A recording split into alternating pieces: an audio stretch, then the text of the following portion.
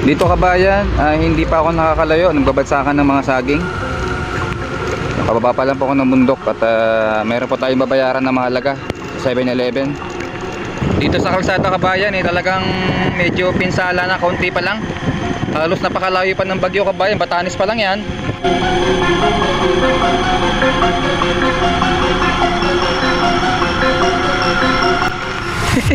Grabe.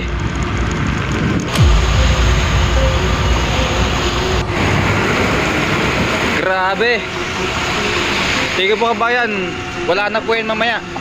Ang nyug niya, nag-iisa na yan. Putol po yan, tingin ko.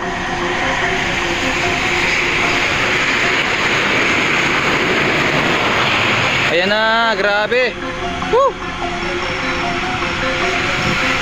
At dun po kabayan ng dagat. At talagang zero visibility agad kababayan. Ngayon, dun po yung 7-Eleven na pupunta ko. At mukhang hindi ko nakakayanin pamunta kabayan. Talagang malakas.